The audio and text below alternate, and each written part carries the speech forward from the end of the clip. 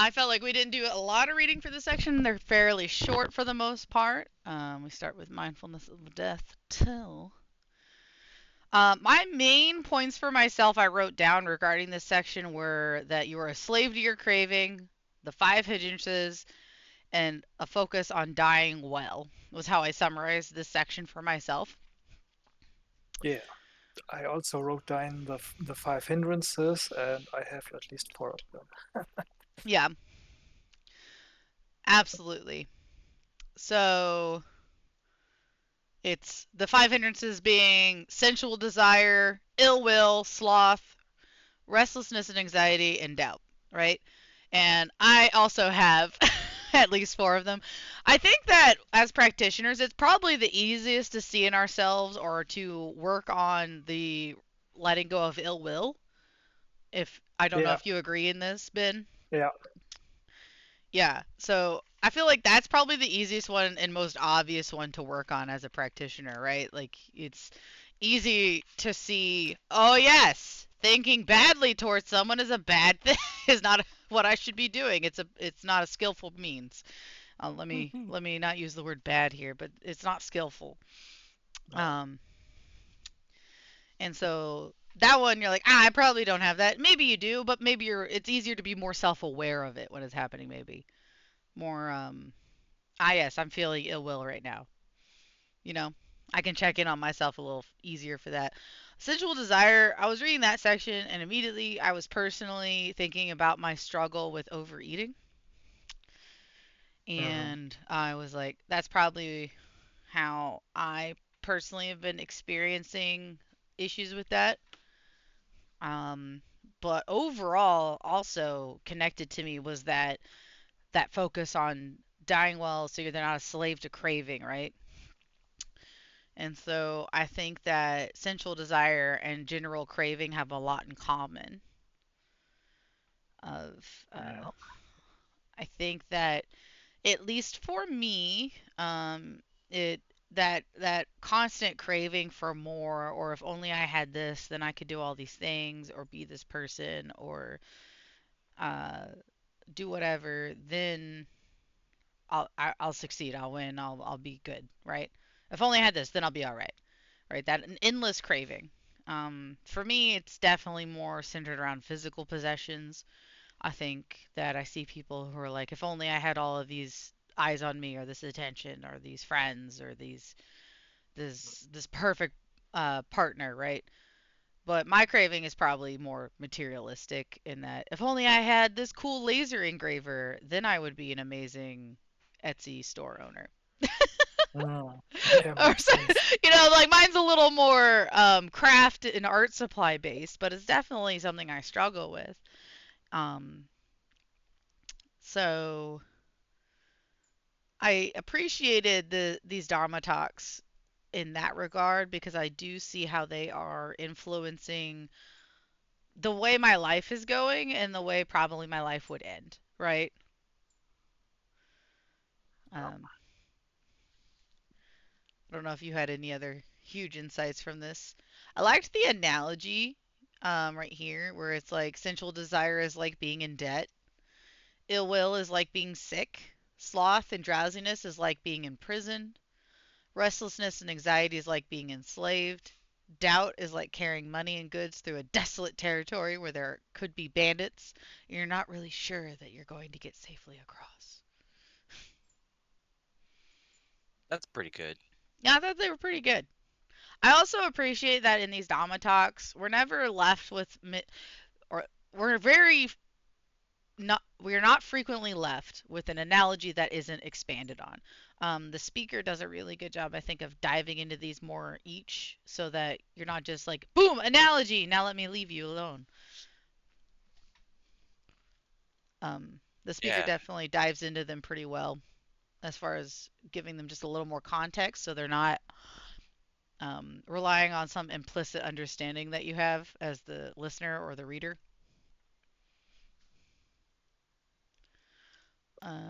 But overall, those are my major insights into this section of the reading today. Um, and mostly that it was like being slapped in the face a little. I was like, I know I'm doing bad. I'm working on it. Sorry.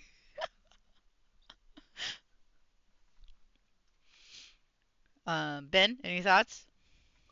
Um, I mean, that's maybe not directly derived from the text, but when I was reflecting on the hindrances and Mm-hmm. when it comes to what could present me at the point of death from continuing or from stopping to go on. I think what actually might stop me from going into annihilation might actually be curiosity as well, just to see. I mean, I don't know what that would be like to be in that in between state between this life and the next, if there is such a thing. But if I don't remember my all my previous lives in that moment, I'd actually might. Well, it's very possible that I might be very tempted to see. Okay, so that was that life. Now, what comes next, and what Yeah. else might be around? So that is, I think that's such a valid point for me as well. I think that my innate wonder and curiosity would absolutely probably interfere with my ability to enter annihilation. yeah, I just want to know.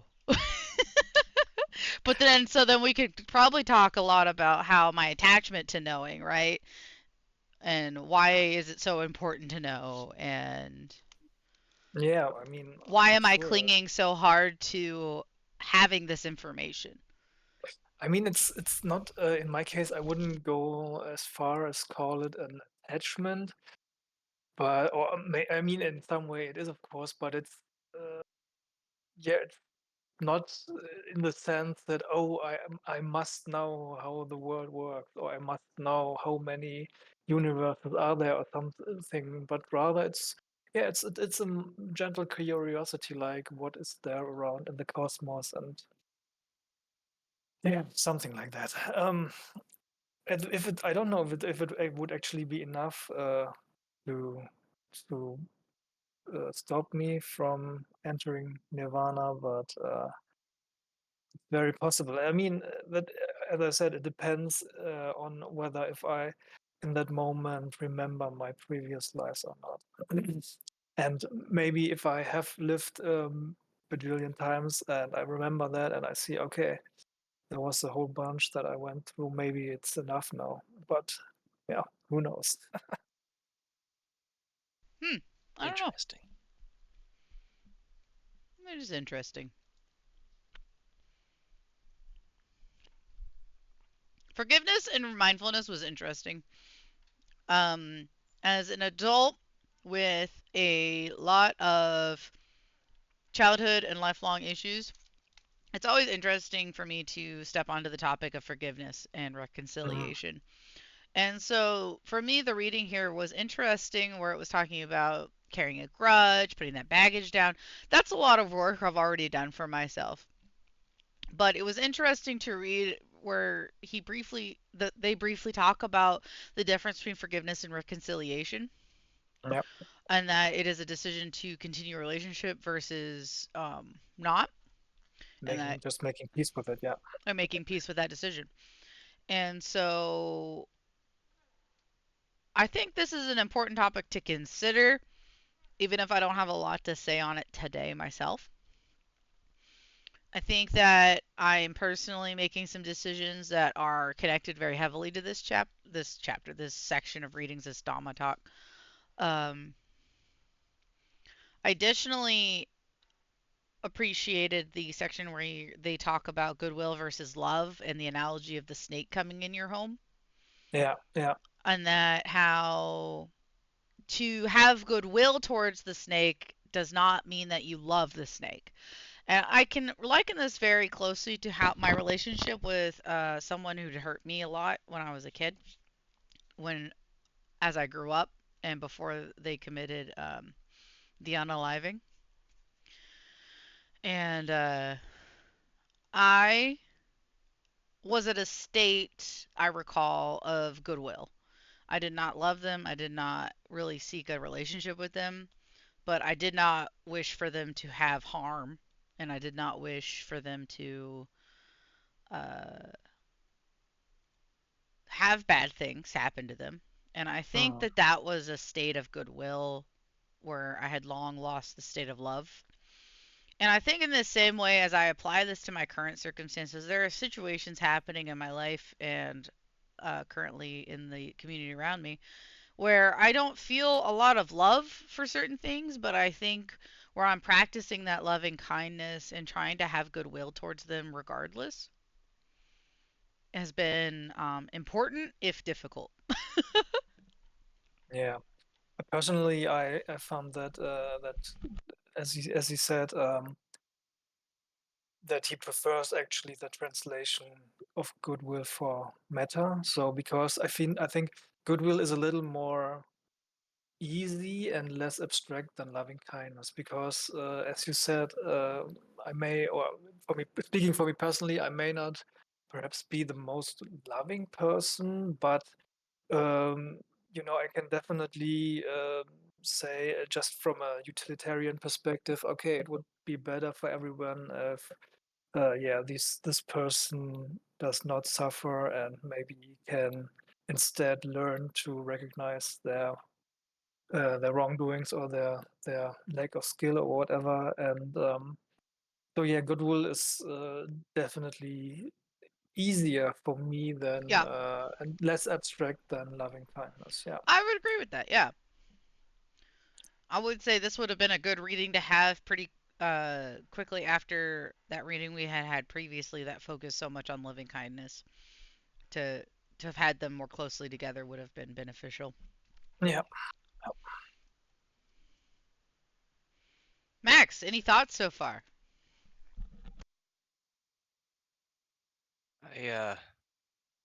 I'm taking this all in, but I'm having a hard time processing it, mainly because I haven't had coffee yet. I But haven't had I coffee. I think that can can be worked into this. Although I have I do have a question about so at the paragraph at the top of the screen talks about a monk who was bitten by a snake and died, and the Buddha said, obviously this monk never spread goodwill to snakes. It's an interesting causal relationship the Buddha is establishing here about Mhm. if you don't give snakes goodwill, they'll bite you and kill you.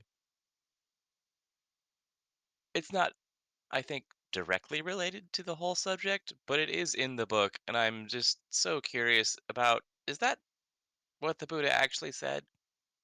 Man, that's a great question. I guess in my mind, I likened it to the same caution I would take to approaching a beehive, in that I probably shouldn't walk up to a beehive unprepared, and that having goodwill for the bees is going in knowing that they are something that can sting me. And so I should be wearing my gear and be calm.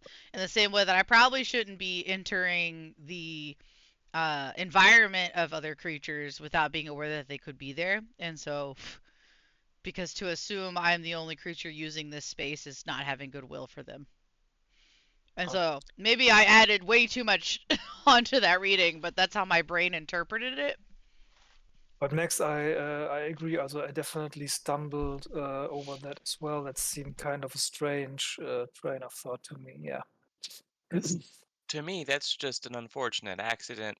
Yeah, Monks yeah. meditate under trees, snakes live in trees. That's just Yeah. Yeah. sometimes they meet, and a falling snake is going to get freaked out and bite something. That's not the monk's fault, right? Yeah. You could deliver as much goodwill as you want. If a snake falls on you, it's still going to probably bite you. I agree. Now, can you establish enough goodwill that snakes float? See, if that's the case, then the Buddha's onto something. But I don't think that's necessarily how it's going to play out. Probably not. Yeah, yeah. Um, I think that's a good point.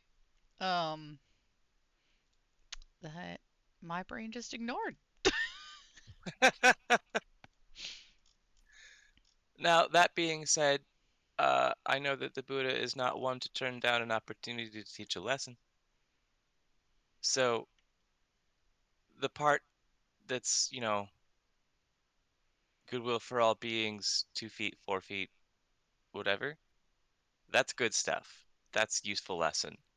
I just think attributing it to the monk fucked up and that's why he's dead, uh, I don't know about that. I like that the end of the chants. I have goodwill for all beings. Now may they go away. Yeah, that's Now pretty may good. they leave. I liked that part. That part was Yeah, good. yeah, yeah. Okay, I'm gonna put my earbuds in and I'm gonna go make and drink my coffee so that I can actually participate more. I'm still gonna be listening. Okay, no worries. I didn't have much insights other than those things though from Um, this. mm, I have at least I haven't written down anything. I tried to write a couple things down for each section. I skipped this. Yeah, same. I'm sure there's something good in there. I've been so busy, I have to prioritize a little on how I'm spending my time. And so, unfortunately, I have not decided to read the Q&As. Yeah, I mean, a lot of them are really going into small details that may not be uh, They're more okay relevant. in a bright utopian future where I have lots of free time. Maybe I'll go back and read them. Neither here nor there was a little confusing at first, and then I cottoned on near the end. um, Although you can kind of summarize it. So these talks have talked a lot about using a fire jumping from one house to the other as the analogy for our lives. And so this one being how to put the fire out rather than to jump to another house, even if it's a good house. Oh, I remember this analogy. Yeah, so then, you have some options. You can jump to the house next door, you can jump to a bad house, a good house, you can try to direct the winds itself, or you can put the fire out, which is the goal, is putting the fire out. And this gets into that quite a bit. I feel like, or at least in my case, this chapter really brought back to the fore the idea of impermanence, or as it's here called, inconsistency, or as it and yeah, I mean, and yeah, thinking about this, yeah, it's that where it made once again very much sense. So basically, yeah, everything, not only are things impermanent, but they often change on a dime, such as our moods or our physical well-being and such. And so, yeah, really hammers home the point that, yeah, cravings are ultimately futile because you won't be able, you if you or you're fulfilling your desires will not last very long, and immediately then you will come back down to a state where your desire isn't as fulfilled as it maybe was a moment ago. And it's always a good thing to consider.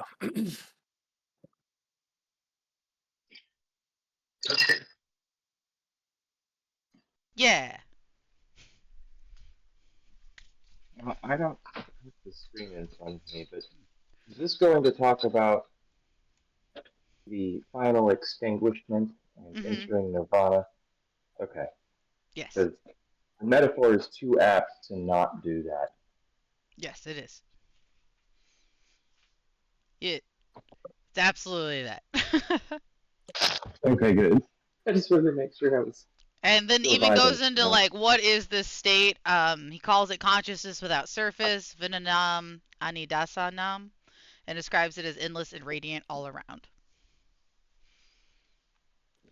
really talks about it, like really gets into it, and I appreciate that because mostly I have read a lot of text referring to this state without really trying to describe it at all.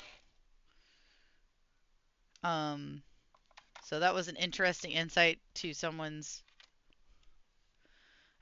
uh, description of it.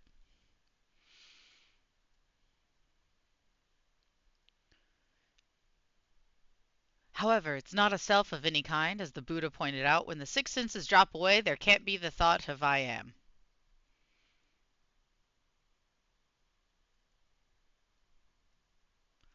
So he really, really gets So into it, like a The lot. I am yeah, is built the off the question is, senses can of the the self self. exist without the thought? Hmm. I think the point is to not, Yeah, though. yeah. Like that's the point. It's like this to cease self by not having the thought. I I mean, mean, for it sure, the wouldn't, even senses if can there is exist a without self, the but self. it wouldn't be defined in that moment either way. Yeah. Yeah. No,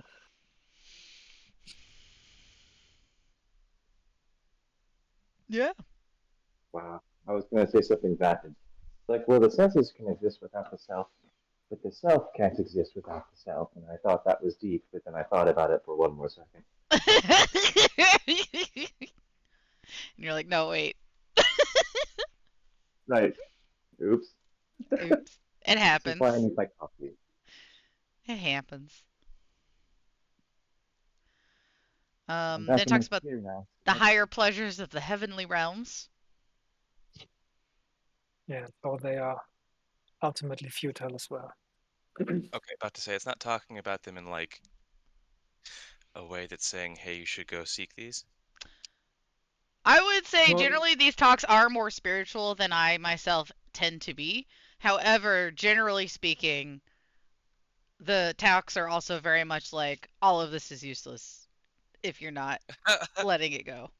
no, what the chain of thought that's followed here is Max. So basically, maybe you are craving something. Here's this example of this monk who left a very beautiful woman behind, and so the Buddha took him to heaven and showed him some beautiful divine women, and he said, "Are these not more beautiful than what you had on earth?" And the monk says yes, and then they continue this chain, but in the next heaven there are even more pleasures, or even greater pleasures, and the idea is that you contemplate all these pleasures, but in the end come to realization that they are all finite and therefore futile. Yeah, Okay, good. I appreciate that the theme is consistent. It is. yeah. I mean, like if you think about it, that's just that's extrapolatable. That's not a word, but we'll pretend it is. You can you can expand that to all pleasures, which I assume is what they're going to do. Yeah. Um, because like this works for me for both pleasures and discomforts. So like um there is great uh ease maybe in realizing that say if I'm like at the gym and I'm complaining in my head about how much effort I'm putting into doing sit-ups or whatever, I also think, okay, but I'm not going to do sit-ups forever. It's going to stop, but I will still get the benefits of having done them. And that makes me feel better about doing them in the moment because I'm like, well, it's not like I'm going to feel like this the whole time. I'll eventually stop doing them, right? And the same thing with pleasure is like, well, if I am having a pleasure, it's nice. That's great. And then when it stops, it's not something to like mourn because it was a benefit that it happened in the first place rather than like, mm, And like, it was almost on a timer to begin with. Yeah, right. So it's almost foolish to expect them rather than just, appreciate what happens and then when it stops, be okay with it stopping because it wasn't always there in the first place anyway. You know what I Yeah. mean? I'm Mhm. not sure if I'm being as eloquent as I want to, but I think I'm getting my points across. And you make a very good point with regard to the discomforts, because I've started to use that myself, this approach of, oh, this exercise is so difficult and uncomfortable, but then the moment you stop with the exercise, the discomfort also stops, and then you can think, oh, I mean, now the discomfort is gone. Maybe it wouldn't have too bad if I did two more reps or whatever, then Absolutely. then the discomfort would still have gone away. So yeah. hmm And another thing I think of is like I think of myself in the future when I'm doing it in the present of like I know I might be a little sore tomorrow, but I'll also feel much better for having done this today. So even though it's not comfortable right now, I will enjoy the fruits of this labor in the future. You know, Mhm. it's I mean, as much as we talk about being present minded and not getting lost in the past and the future, it's still important to acknowledge that the future will occur and you can see patterns of things that will lead from one thing to the next. So if you have that capacity, use it for your own good, right? Be aware that this isn't going to be like this forever, whether that's bad or good, and take comfort in that both ways. Yeah, absolutely. That's that's Yeah. all I had. No, I think these are great insights. I really appreciate them. Excellent.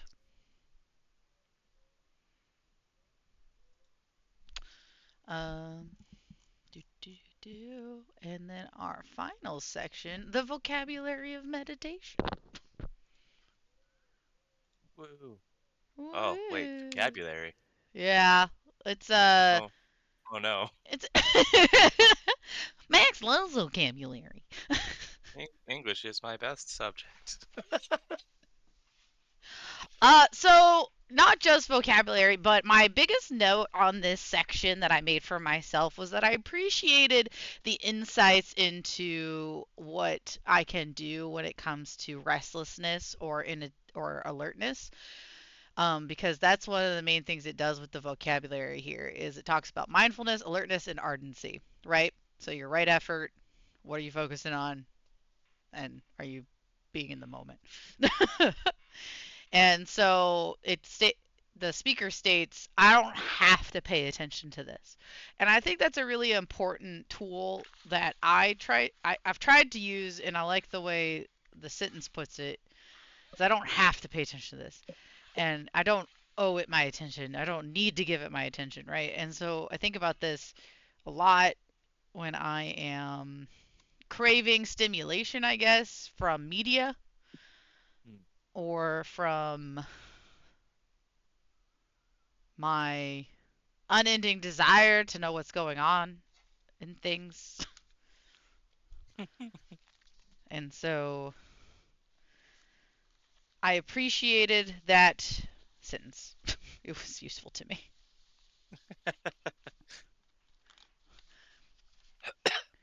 Overall, I continue to appreciate the breaking down of context and definitions and what does this mean in a greater context that this speaker does through these writings and like the written Dhamma talks. These are all something they spoke about in person, I believe. Yes. So I feel as though these are nice little tools. I enjoy them as little tools. They're very good. Go back up a little bit. There was a very nice paragraph here. So this analogy here of, if this were a movie, would I pay to see it? The acting is horrible, the script is miserable, and I've seen this many times before. Yeah, Very, very good analogy in my opinion.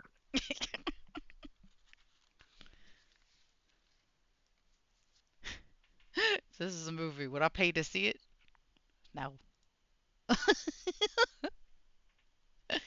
No, I don't know that I would pay to see me talking about books. Um, That's of course not what I was I will not referring think about that. I've had enough of this. These are different approaches you can take to this. Overall, I like the comparison. To me, it reminds me a lot of dealing with intrusive thoughts. Uh, as somebody who's spent a lot of years learning to not let my intrusive thoughts take over my mind and my thought to. processes. And so having these ready to go skills that you've developed of I don't have to think about this, I will not think about that. If this were a movie, would I pay to see it? When you think about this recursive thinking you get stuck in, I, I think these are all important skills to think about. Yeah. What's your favorite one? In real life, Yeah. I sing at my thoughts a lot, or Ooh. I make a random noise. Um, so like if I have an intrusive thought come in, I might suddenly go, "Don't stop believing," or I might go, Good. which confuses people around me sometimes and can be a little annoying, I'm sure, to people around me, but has been a very important coping mechanism for me of choosing music or random silly noises over the intrusive thoughts that bring me anxiety or suffering. And it has been a good trick to redirecting or halting those processes. When you get an intrusive thought, or really any thought, do you hear it? Yes, Is it like a sound? yes. Okay. That explains why you use other sounds to override them. Yeah, I would say they're like a sound, for sure. I hear my thoughts. I know not everybody does, but my thoughts are like spoken word in my head. Is it okay? This might be weird. I'm not sure if I hear them or not. That's not weird. The population is very this is a tangent now from the book, but the population is very different all across the board. The same way, like if I asked you to visualize an apple in your That I mind can. and I asked you how detailed it was, your detail may be different than my detail. I have a incredibly complex and like down to the texture of the skin of the apple and the texture of the stem and the texture that of that little leafy bit at the bottom of the apple. I can see all of that in my mind's eye, variations of color, like, I have an incredibly detailed apple if you ask me to envision an apple. Some other people might see like a picture book apple or a clip art apple, right? And I think our thoughts come to us in similar variations of detail. Some people get a vague feeling of emotion, and others get full sentences that have to be, you know, the same. Yep. Yep. Yep. Yep. Most of my friends aren't able to visualize an apple at all. Yeah, and I see the apple perfectly as if I had just picked it up. I've got sort of a like I can zoom in and get as much detail as I want, but I can't have the whole apple at full detail at once. I envision a slowly turning apple as if on display, and I can I zoom could. in and out. But Okay, so you I have to might as zoom well too. be I might as well be seeing a real apple. Like it's very detailed as an apple just sitting there, but then I can kind of zoom in and feel even more texture and details if I want, like the freckles of the skin in places where it's getting older or rougher, or where maybe it was exposed to the sun too long. I can see those parts in my mind too. I think you would be good at my job. Uh, If you ever want to put screws into wood, you'd be no. good at that. I do that enough as like part of maintaining my home, so I think I'm good. uh, let's see. How to get two qualities of tranquility and insight to work. The Buddha said that ideally you want to get the two qualities of tranquility and insight to work together. His instructions for breath meditation are precisely instructions for how to do that. As you may remember, he talks about getting sensitive to bodily fabrication and mental fabrication. So, really, I think this is good to read if you need like a detailed uh, instruction on how to do certain things or want detailed insights into why do we do this and where did it come from, which I appreciate in the same way that I appreciate the book I read once called The World History of Salt. Very fascinating book, and how salt has had like major worldwide wide effect and ramifications, but also in that I don't need to persistently keep at the top of my mind all of those things. I see the same in practice as well. Like it's cool to know history and details and information about the practice and that, but that I only need to keep at the top of my mind certain things. So that's my opinion on that. There you go.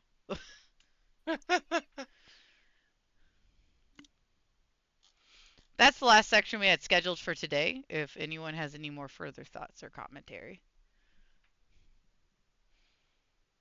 Not me.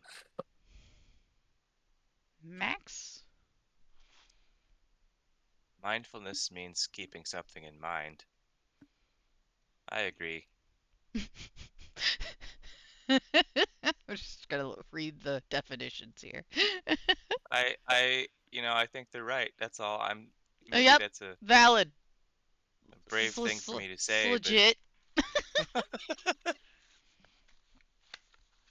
Cool, cool. Alright, tight, tight, tight. tight.